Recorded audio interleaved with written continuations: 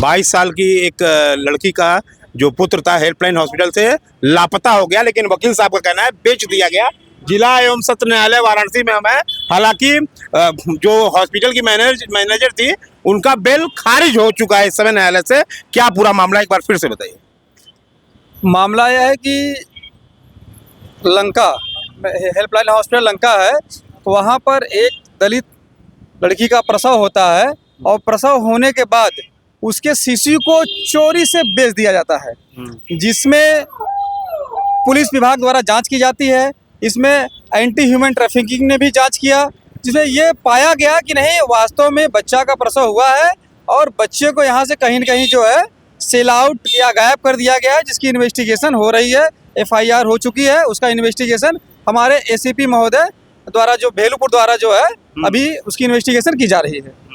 और जिसमें अभी अर्चना गौड़ जो हॉस्पिटल की मैनेजर थी, हॉस्पिटल की मैनेजर को पुलिस द्वारा गिरफ्तार कर लिया गया, उसे जेल भेजा गया और कल माननीय न्यायालय SC/ST द्वारा इनके जमानत को खारिज कर दिया गया। इनके गंभीर अपराध को देखते हुए खारिज कर दिया गया और यह बताया गया कि ऐसे लोग समाज के लिए बहुत ही खतरनाक हैं। हॉस्पिटल में बच्चा बेच दिया जा रहा है, ऐसे ऐसे मामले आ रहे हैं, बताइए समाज में क्या मैसेज जा रहा है? ये समाज के लिए, डॉक्टर तो भगवान का रूप होते हैं, दूसरा रूप कहा जाता है। देखिए यही कहा जाता है कि डॉक्टर भगवान का दूसरा रूप है, और इसी को लेकर के, विश्वास में लेकर के आदमी अपने आप को हॉस्पिटल जाता है। लेकिन जब यहाँ पर हॉस्पिटल में डॉक्टर ही शैतान हो जा रहे हैं, अब विश्वास किस पर किया जाए? जो वो डॉक्टर है इसमें फरार है, उसके खिलाफ जो है NBW 82 भी जारी है, अर्चना गौड़ जेल में है। और इसमें मालिक पे भी तो सवाल उठते हैं ना, मालिक पे कार्रवाई क्यों नहीं हो रही? मालिक फरार है इस समय, मालिक इसमें फरार है इस समय। और जो उनकी मेन डॉक्टर अंजू सिंह थी वो भी फरार है, और जबकि वो डॉक्टर थी नहीं। जिस समय बच्ची का, उस लड़की का हॉस्पिटल में प्रसव हुआ, उसमें वो हॉस्पिटल भी रजिस्ट्रेशन नहीं था, विदाउट रजिस्ट्रेशन वो हॉस्पिटल चल रहा था। और जिसने ऑपरेशन किया, जो अंजू सिंह डॉक्टर हैं, विदाउट डिग्री के वो डॉक्टर लिख करके चल रही थी। ये हमारे इन्वेस्टिगेशन में, हमारे RTI द्वारा दिए गए प्रपत्रों से ये हम लोग को जानकारी हुई। पीड़िता का क्या मांग है? पीड़िता का मांग क्या है? पीड़िता के एक ही मांग है कि मेरा बच्चा हमारे सामने हो और जो दोषी हैं उनको सजा दे। मैनेजर की गिरफ्तारी हुई, मैनेजर ने कुछ खुलासा किया? जो आप बात कर रहे हैं, गौड़ जो मैनेजर हैं, उन्होंने कुछ खुलासा किया, कुछ बताया? देखिए मैनेजर द्वारा तो अभी इनकार किया जा रहा है। क्या इनकार किया जा रहा है? कि मुझे कोई जानकारी नहीं है, जबकि जानकारी नहीं तो मालिक फरार क्यों है? भाई ये तो इन्वेस्टिगेशन और अर्चना गौड़ बतावे कि क्यों फरार है। ये अर्चना गौड़ जो मैनेजर है ये बतावे कि भाई वो मेन मालिक क्यों फरार है। यदि अगर अपराध नहीं हुआ है, वहाँ पे प्रसव नहीं हुआ है, यदि बच्चा वहाँ नहीं हुआ है, तो फिर डॉक्टर फरार क्यों है? और फिर इसके पहले ये सिंपल एप्लीकेशन या ये त्वरित FIR नहीं हुई है, ये पूरे प्रकरण की जांच हुई है।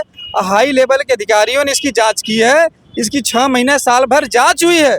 जांच होने के बाद FIR हुआ है। सारे प्रपत्रों को हॉस्पिटल द्वारा चोरी से रख लिया गया था, दबाव देकर के रख लिया था, मारपीट करके उसको रख लिया गया था पीड़िता को। लेकिन जब जांच, मारपीट भी हुई, बिल्कुल मारपीट हुआ, मारपीट करके सारे जो उनके ओरिजिनल डॉक्यूमेंट थे, उनके सारे डॉक्यूमेंट्स को रख लिया गया। ये जांच में किसी तरह जो है प्रपत्रों को ओपन किया गया। हम लोग RTI से डिमांड किए, जो जांच हुई थी, और इसमें सबसे बड़ा एंटी ह्यूमन ट्रैफिकिंग ने जो जांच की, उसमें यह क्लियर हुआ कि नहीं, यहाँ प्रसव हुआ था। और सारे प्रपत्रों को एंटी ह्यूमन ट्रैफिकिंग ने अपने कब्जे में लेकर के फिर हम लोग को। आखिरी सवाल, इस पे न्यायालय, इस पे कानून क्या कहता है? क्या कार्रवाई होनी चाहिए? आप तो एडवोकेट हैं। देखिए न्यायालय इस पे अभी चार्जशीट, जो एक अभियुक्त इसमें जो है जेल में है, उसके बाद अर्चना गौड़ जो मैनेजर है वो दोनों जेल में है।